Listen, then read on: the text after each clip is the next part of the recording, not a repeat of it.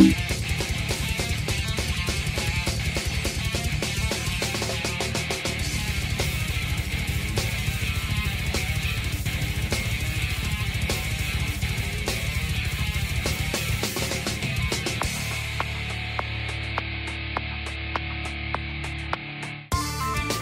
ានជីវិតគឺការតស៊ូ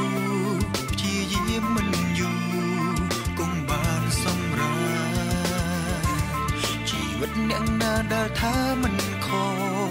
គឺមានកំហុសខុសឆ្គងដូចគ្នាកុំអស់សង្ឃឹមព្យាយាមញញឹម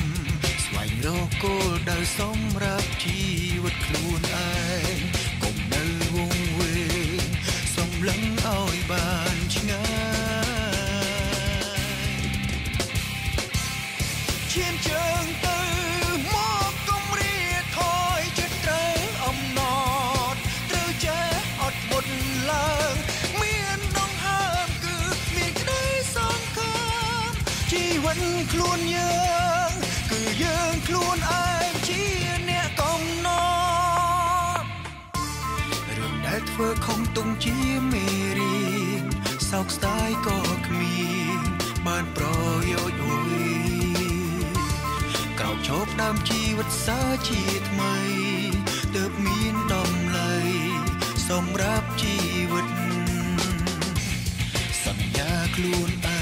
ងត្រូវធ្វើឲ្យបានតាំងចិត្តក្លាហានជំនះយកឈ្នះឧបសគ្គពួកយើងជាមិត្តចាំឲ្យកម្លាំងចិត្តឈានជើងទៅមកកុំរៀថយចិត្តត្រូវអំណត់ត្រូវចេះអត់មុតឡើងមានដងហើមគឺមានក្តីសង្ឃឹមជីវិតខ្លួនយើងគឺយើងខ្លួនឯងជាអ្នកកំណត់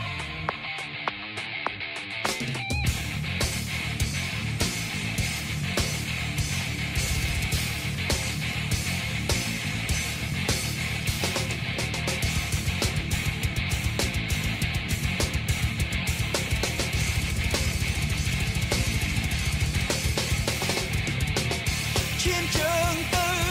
មកកុំរៀថយចិត្តត្រូវអំណ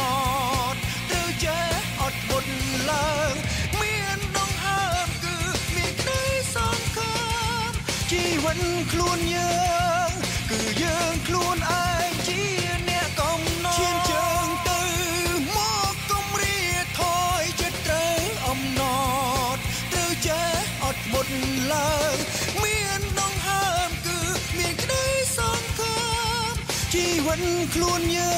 ងគឺយើងខ្លួនឯងជា